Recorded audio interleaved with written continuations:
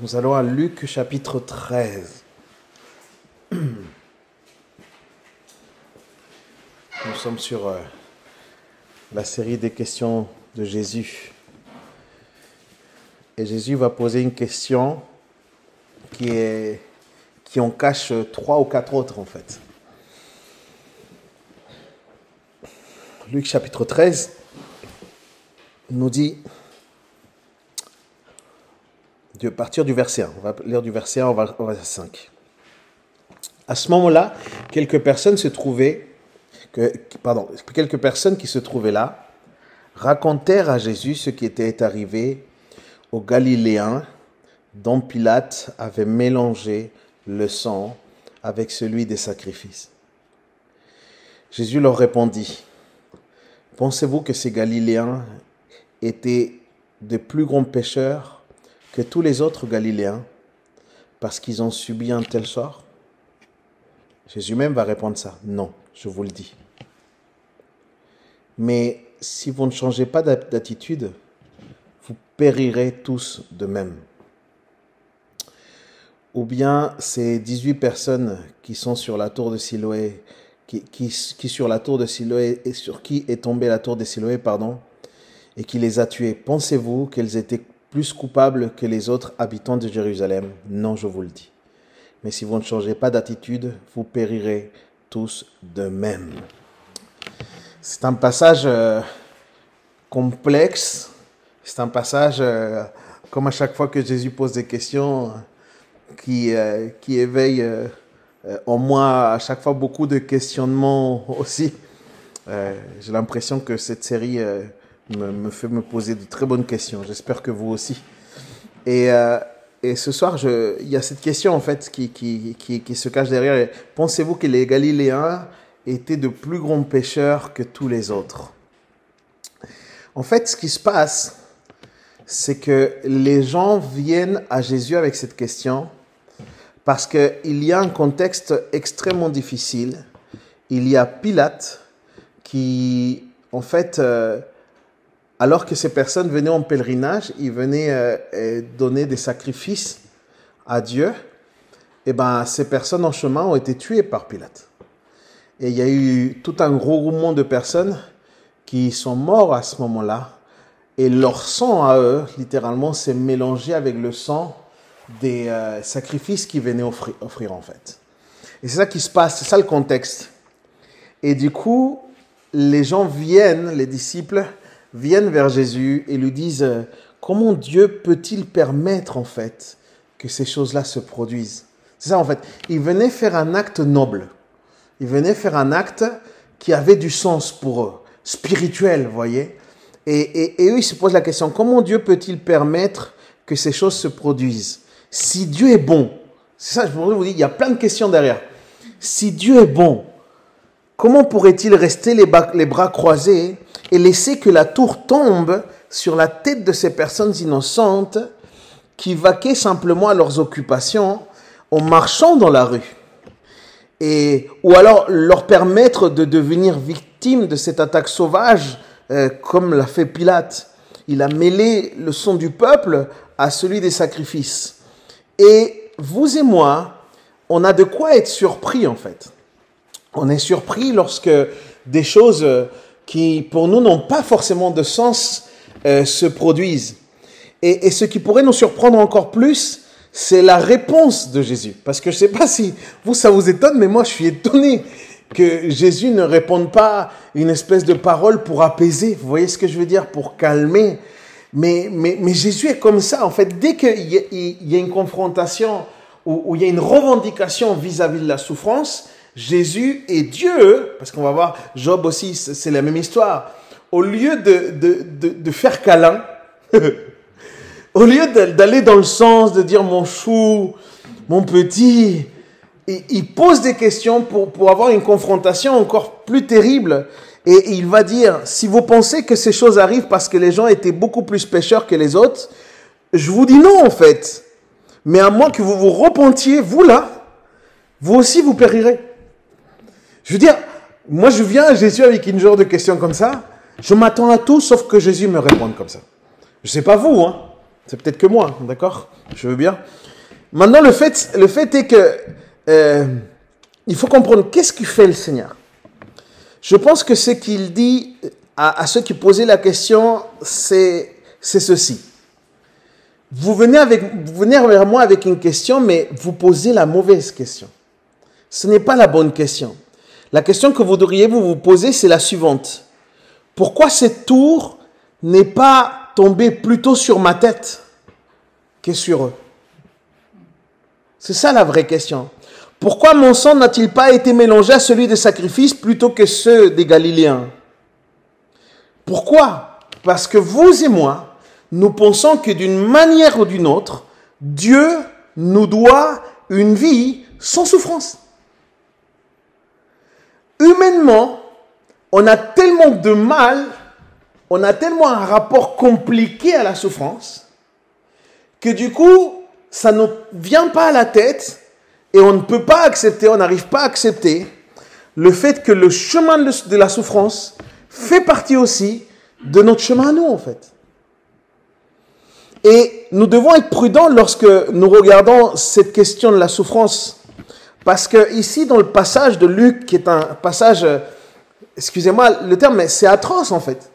La situation, elle est sanglante, elle est difficile.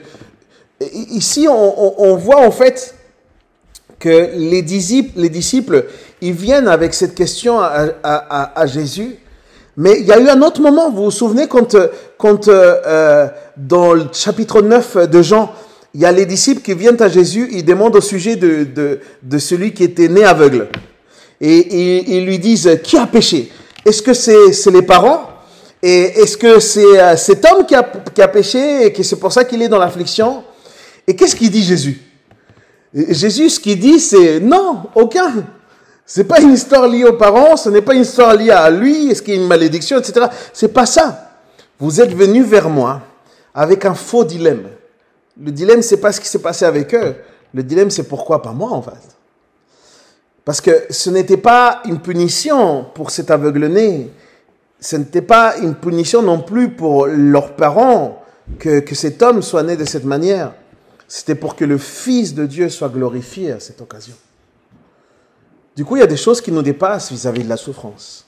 Si on passe en revue le livre de Job, qui occupe une place importante dans la Bible et qui aborde de la meilleure des manières, en fait, l'aspect de la souffrance.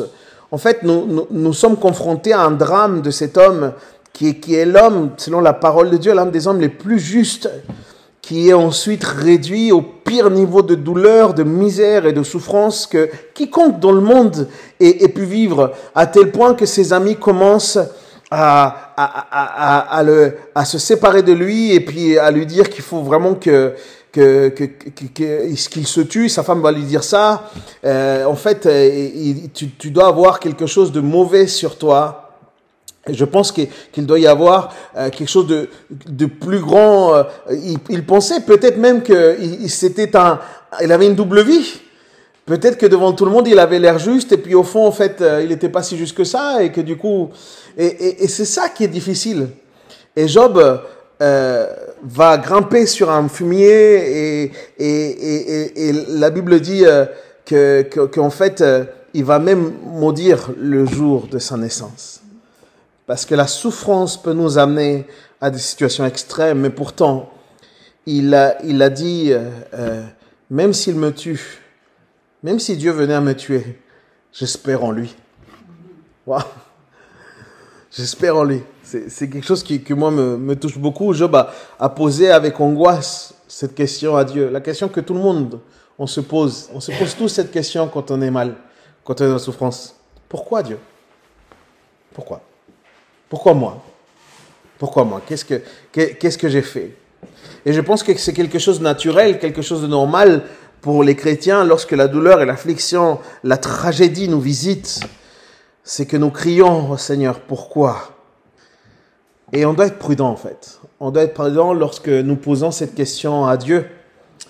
Lorsque cette question du pourquoi, lorsqu'on recherche sincèrement la réponse, parce que ça le problème, c'est qu'on est prêt à poser la question, mais je crois qu'on n'est jamais prêt à la réponse de Dieu. Et on s'attend pas forcément à quelque chose, parfois la sincérité de Dieu vis-à-vis de ça. C'est une chose légitime en fait. Mais la question pourquoi pourrait être une sorte d'accusation légère, voilée, lorsqu'on dit pourquoi, quand nous disons quelque chose comme ça, la seule réponse que nous pouvons attendre légitimement de Dieu, c'est pourquoi pas. Et pourquoi pas? Nous devons garder ça sous nos yeux à tout moment, en fait. La réalité de la souffrance, c'est que c'est une chose que nous devons tous faire face. Et le problème de ça, les amis, c'est qu'on est dans un contexte. Et il y a toujours eu des contextes.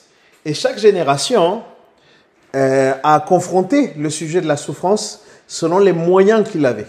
Il y avait des époques et des lieux dans lesquels, face à la souffrance, il n'y a pas beaucoup de moyens. Et du coup, quelque part, on l'a subi de manière un peu plus simple.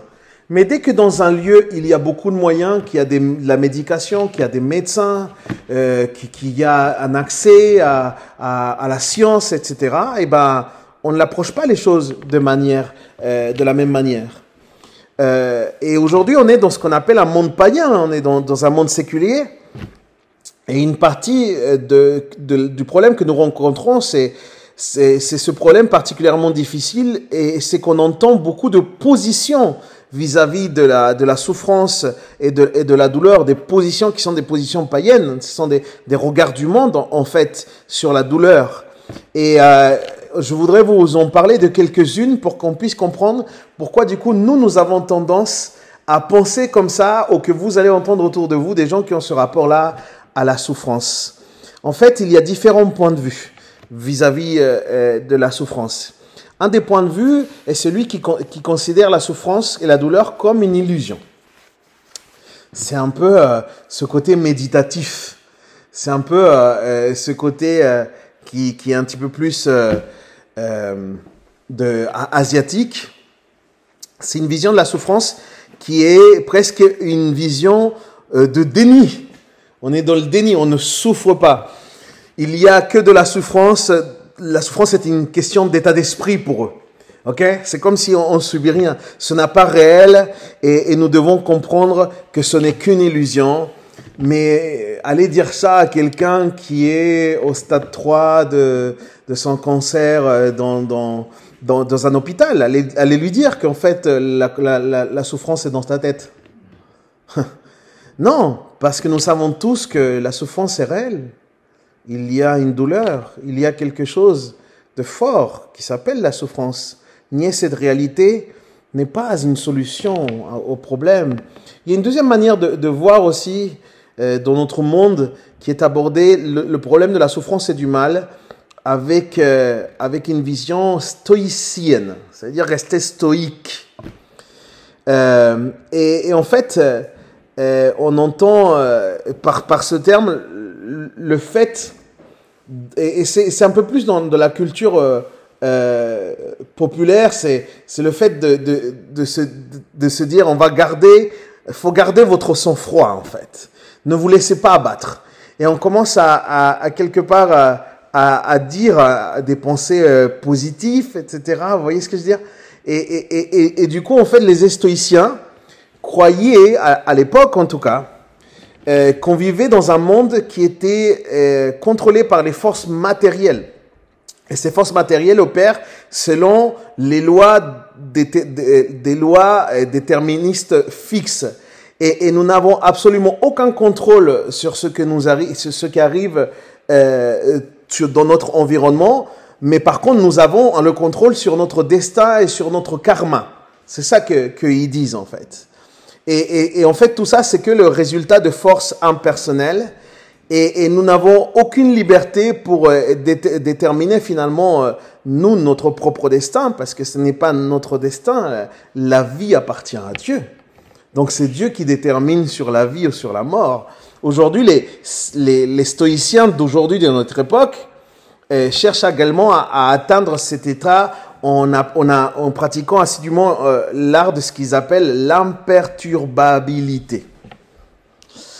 C'est-à-dire, ils s'entraînent à contrôler absolument toutes leurs émotions, au point que rien puisse leur déranger. C'est ça les stoïques de nos jours. Que rien ne les dérangera. Et de cette manière, ils veulent limiter les sources internes pour avoir, par exemple, la peau épaisse, ou peut-être ils vont fuir certains sentiments, et de sorte que quand ils vont entrer dans un lieu ou dans un état de douleur, de détresse, ils veulent comme se déconnecter de ce qu'ils sont en train de vivre. Et du coup, ils se disent, il ne faut pas se laisser abattre, et il faut garder le sang-froid, et il faut endurer les choses en silence. Et on voit des attitudes comme ça. Et ça, c'est pas loin de parfois ce que les chrétiens vivent. Il y a des chrétiens qui vivent la souffrance de cette manière, et on va le voir, c'est pas forcément ce que la Bible recommande. Une troisième manière dont ce monde gère la souffrance, et c'est quelque chose qui s'est vu tout au long de l'histoire, et le fait d'avoir une vision hédoniste. L'hédonisme, historiquement, c'est cette philosophie de la vie qui se décrit comme le fait que le bien, c'est l'élimination de toutes les choses qui ne vont pas. Et du coup, il faut rester dans le plaisir. Plaisir tout le temps. Plaisir, plaisir, plaisir. Et en fait, il n'y a jamais eu d'époque dans l'histoire de l'Amérique, dans l'histoire de France, dans l'histoire occidentale plutôt, où on a connu un taux aussi haut d'alcoolémie, de comportements sexuels dépravés, d'ivresse et de dépendance aussi aux drogues. Aujourd'hui, il y a une dépendance assez considérable encore à des drogues dures. Et la plupart des psychologues et des sociologues considèrent ce phénomène, le phénomène de notre époque, comme le fait d'être à la recherche, des recherches hédonistes du plaisir. Parce que dans de nombreux cas, c'est dû à la réaction d'une vision extrêmement négative de la vie. Les gens ont de nos jours un regard tellement pessimiste, et ce n'est pas un hasard, par exemple, si le taux de suicide est haut dans des groupes d'âge de la jeunesse, en fait, parce que les gens maintenant sont bombardés de plein de ressources, mais en fait, ils sont complètement perdus, en fait. Ils se disent, mais d'où est-ce que je viens? Qu'est-ce qui se passe? Est-ce que je suis un accident cosmique? Et quel est le sens, en fait, de ma vie? Et la souffrance, pour eux, n'a aucun sens. Alors, ils essaient de d'atténuer leur douleur. Et le regret, en fait, de l'angoisse d'être jeté dans une existence dénuée de sens, ils cherchent du coup un soulagement, et ils cherchent notamment tout dans le plaisir, tout dans le plaisir, tout dans le plaisir. Et il n'y a rien de nouveau là-dedans, en fait. Toute cette manière-là d'affronter la souffrance sont des manières de l'homme livré à lui-même, de la femme livrée à lui-même. Et ça, ce n'est que quelques-unes des réalités, mais il y en a d'autres. Et bien évidemment, la vision biblique de la souffrance est sur ce point quelque chose qui vient attaquer tout ça. Ça rentre en collision avec toutes ces autres visions. Parce que le principe général, la vision biblique sur la souffrance est la suivante. C'est que la souffrance pour le chrétien n'est jamais un exercice futile. Il y a un sens. Mais Dieu utilise la souffrance à des fins rédemptrices pour son peuple. Dieu est rédempteur, il veut agir au travers de la souffrance. Pierre nous dit, non plutôt Jacques nous dit que nous ne devons pas penser à quelque chose d'étrange lorsque nous sommes appelés à souffrir. C'est-à-dire, on ne doit pas voir ça comme quelque chose forcément de bizarre. Parce que la foi chrétienne, elle naît aussi de la souffrance. La foi chrétienne, avec le chemin du calvaire de Jésus, naît aussi de la souffrance. Le chemin de Jésus, ce qu'on appelle la Via Dolorosa, que vous connaissez, c'est le chemin de tristesse en fait, c'est le chemin de la croix. Et ce chemin est rempli de souffrance. En Christ lui-même promet à son peuple qu'il y aura des tribulations, la Bible donne cette promesse qui est une promesse de celle qu'on déteste, de celle qu'on n'aimerait pas voir. Il dit, dans le monde, vous vivrez des afflictions. C'est biblique, c'est quelque chose qui est là.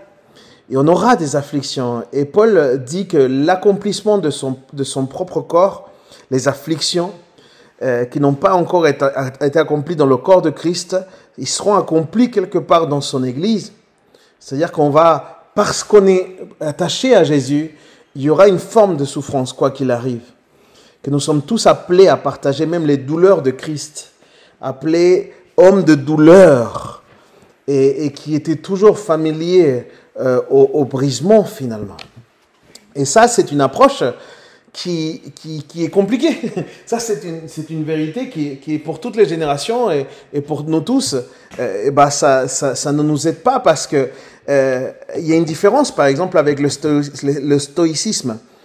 Parce que je ne sais pas combien de fois, lorsque je peux aller parfois chez un chrétien et que quelqu'un vient de mourir, il y a des gens, en fait, qui donnent l'impression qu'ils n'ont pas le droit de pleurer. Ils se disent, non, Dieu a pris, Dieu a donné, Dieu a repris. Et puis, ils se disent que c'est juste ça, et qu'ils n'ont pas le droit d'exprimer aucune sorte de chagrin ou d'affliction. Et du coup, ils vivent une sorte de stoïcisme, en fait. Ils restent stoïques, en fait. Et nous, quelque part, c'est comme si on ne permettait pas à ces gens de souffrir. Et ce qu'on peut dire, c'est que c'est presque un acte d'incrédulité dans ce cas-là, pour quelque chose comme ça. Parce que lorsque Jésus est allé vers Lazare, après sa mort, sachant ce qu'il allait faire, il est entré quand même dans la douleur du moment et notre Seigneur Jésus a pleuré. Jésus a pleuré. C'est le verset le plus court. Jésus pleura. Et c'était un homme de chagrin. En fait, il était proche, il était familier avec le brisement. Et dans les Écritures, indique clairement que le chagrin est une émotion humaine qui est légitime et qu'il n'y a rien qui empêche le chrétien de pouvoir pleurer la perte d'un être cher. Bien au contraire. Ça fait même partie du chemin de guérison, en fait, de la personne. Cette émotion de douleur, cette émotion de brisement, elle est en elle-même parfaitement légitime. Et ça peut, malheureusement, par contre, et ça c'est la distorsion, ça peut devenir un esprit d'apitoiement, ça peut devenir de l'amertume par la suite. Mais ça, ce n'est que la distorsion d'émotions à la base légitimes. Mais ça n'empêche qu'un chrétien peut tout à fait pleurer et exprimer ses émotions. Et une émotion légitime de tristesse et de douleur est non seulement autorisée par les Écritures, mais dans de nombreux cas, il est recommandé, il est demandé. On nous dit dans l'Ancien Testament qu'il vaut mieux aller dans la maison du deuil que passer du temps avec, excusez-moi l'expression, les imbéciles. Voilà ce qui est écrit. Lorsque Paul parle du grand bénéfice de notre justification par lequel nous avons été adoptés pour entrer en communion avec la famille de Dieu, il dit qu'en étant justifiés, qu'avons donc nous? Qu'est-ce que nous avons? Et il dit ce que nous avons, c'est la paix avec Dieu, l'accès à sa présence. Et puis il continue, il dit au milieu, il continue et il dit au milieu, grâce à votre relation avec Dieu, vous pouvez endurer la tribulation en sachant que la tribulation produit la patience et que la patience produit un caractère éprouvé et ces choses ne nous laisseront pas de honte. Donc la souffrance a un sens, encore une fois. Pour que Dieu utilise la tribulation, pour que Dieu utilise des situations difficiles, il utilise aussi notre douleur, non seulement pour nous punir, mais aussi pour nous polir, en fait. Pour nous façonner, quelque part. Pour nous sanctifier. Dans de nombreux cas,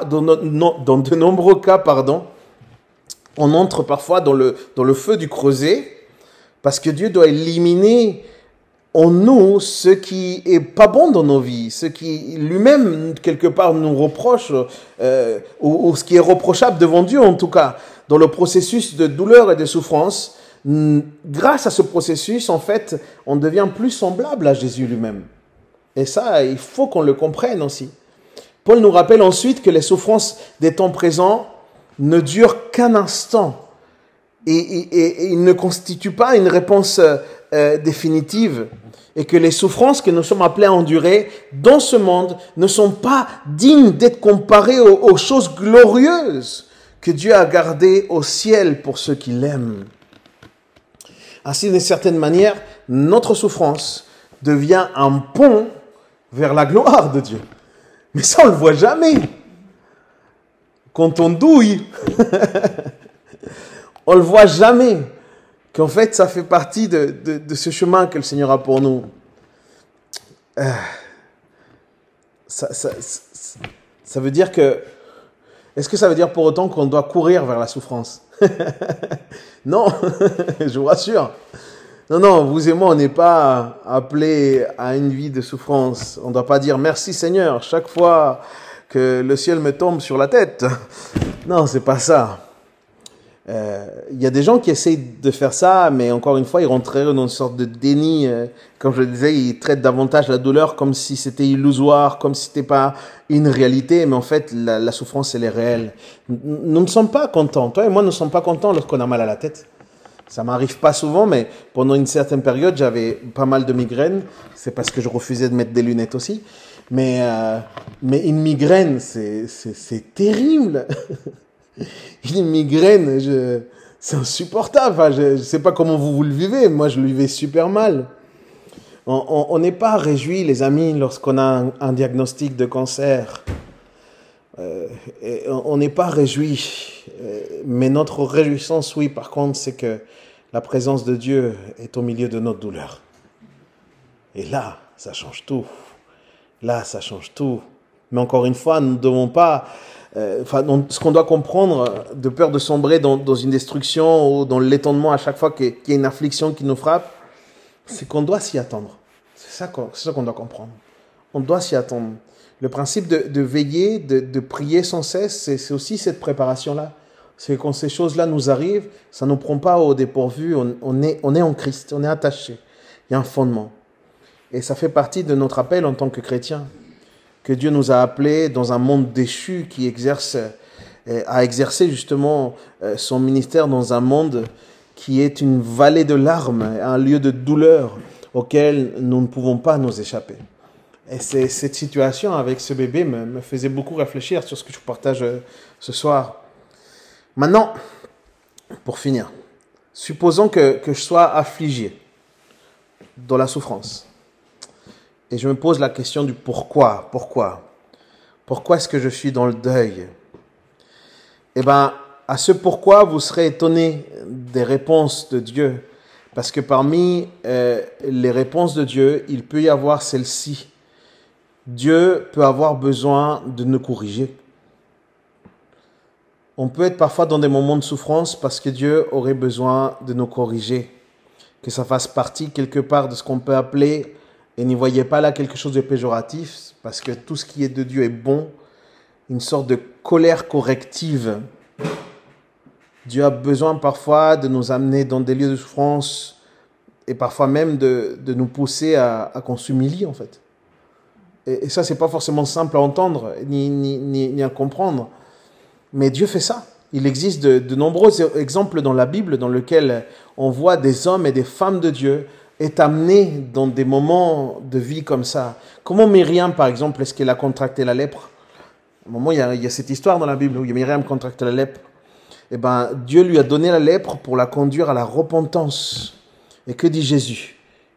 Il dit à tous ceux qui se posent des questions sur la souffrance, il dit, à moins qu'ils ne se repentent, ils périront tous également. Donc, il y a quelque chose dans la souffrance pour nous amener encore dans la repentance, le métanoïa, le changement de mentalité, le fait de changer de direction, de pouvoir rétablir la bonne direction vers Dieu. Parfois, la souffrance que nous éprouvons dans ce monde est due au fait que Dieu nous corrige, qu'il nous discipline. Et je sais, c'est pas quelque chose qu'on prêche. C'est pas quelque chose qui est facile à dire, à accepter, parce qu'on aime parler de la grâce. Mais si on voit bien, ça fait partie de la grâce. Mais attention, nous ne pouvons pas conclure non plus à chaque fois que nous tombons malades ou qu'on vit une souffrance que en fait, ça a une corrélation directe avec notre désobéissance ou que la douleur que nous ressentons, c'est parce que Dieu, quelque part, nous corrige. Non, ce n'est pas systématique. Une fois de plus, Job est la preuve qui réfute ça. Job est la preuve qu'on peut réfuter cet argument-là. Mais Job était plus juste que quiconque et pourtant il souffrait plus que quiconque. Et cela aurait été une terrible erreur que de supposer qu'il existait une relation directe et proportionnée entre le degré de culpabilité et le degré de douleur. Nous ne devrions pas faire ça. C'est-à-dire qu'il y a une part de discernement. Pas tout est comme on le pense. C'est Dieu qui a le regard clair, mais nous ne l'avons pas forcément. Par conséquent, nous ne savons pas toujours, et nous n'avons pas toujours besoin de le savoir. Et je voudrais vous sensibiliser là-dessus. Moi, c'est l'une des choses les plus fortes que j'ai dû comprendre en tant que pasteur, en tant que quelqu'un qui accompagne les gens qui peuvent être dans des moments de souffrance, des moments de souffrance parfois extrêmement difficiles. Dieu m'a littéralement dit, tu n'as pas besoin de savoir forcément le pourquoi. Ta présence auprès des gens n'est pas là pour dire pourquoi. Parce qu'en fait, c'est qu'on doit connaître, c'est Dieu lui-même à l'intérieur des situations. C'est ça qu'on doit reconnaître, Dieu lui-même. Parce que lorsque Job a demandé une réponse dans sa douleur, et il a demandé à Dieu de lui parler, de lui expliquer, lorsque Dieu a finalement apparu à Job, il l'a interrogé pendant plusieurs chapitres, et quelle a été la réponse que Job a obtenue de Dieu? Eh bien, il n'en a pas eu forcément à sa question directement, mais Dieu n'a pas dit à Job, tu souffres de cette souffrance à cause de ceci ou cela et cela. Non. La seule réponse que Job a reçue dans son affliction, la réponse finale fut Dieu lui-même. Dieu lui-même se présentant à Job en se disant, la seule chose que tu dois savoir, c'est moi. Elle lui dit, où étais-tu? Tu te plains de ça. Où étais-tu lorsque j'ai formé le monde? Waouh! La présence de Dieu. En fait, ce que Dieu disait était ça. Job, me voici, je suis avec toi, fais-moi confiance. Job, tu es dans la pire souffrance. Job, tu as tout perdu. Job, ça va pas. Mais me voici, je suis avec toi. Fais-moi confiance. Le Seigneur dit ça à quelqu'un ce soir. Me voici, je suis avec toi. Fais-moi confiance. Quand les gens te disent, fais-moi confiance, tu as intérêt à fuir. Et pas à croire. Mais quand Dieu te dit, fais-moi confiance, c'est qu'il est temps de faire confiance. Permettez-moi de terminer en rappelant que notre Dieu n'a jamais promis qu'il allait nous éviter la vallée de l'ombre et de la mort. Ce qu'il a promis, c'est qu'il nous accompagnerait dans la vallée de l'ombre et de la mort. Même si je marche dans la vallée de l'ombre et de la mort, je ne crains aucun mal, parce que tu seras avec moi. Ta conduite et ton appui, voilà ce qui me réconforte. Voilà ce qu'il dit. Nous avons le bon berger, mes amis. Nous avons sa présence. Nous avons son réconfort. Ça ne signifie pas que nous sommes éloignés ou séparés ou épargnés du chemin de douleur, mais plutôt que nous sommes soutenus dans le chemin de douleur. Du coup, quand ça arrive, quand le mal, quand la souffrance frappe à notre porte, quand la désillusion, quand des moments durs de souffrance viennent, ce n'est pas important de savoir les pourquoi. Qui a plus péché? C'est ça la question, ils ont dit. Est-ce qu'ils ont péché autant pour recevoir telle condamnation? C'était ça la question qui était posée. Même si les raisons ne sont pas... en fait, il faut comprendre ça, que les raisons ne sont pas aussi importantes que le fait d'avoir la foi en Dieu et de savoir que Dieu peut nous sauver dans notre situation. Dieu veut de la repentance parce que Dieu veut sauver. Amen. On va prier, si vous le voulez bien.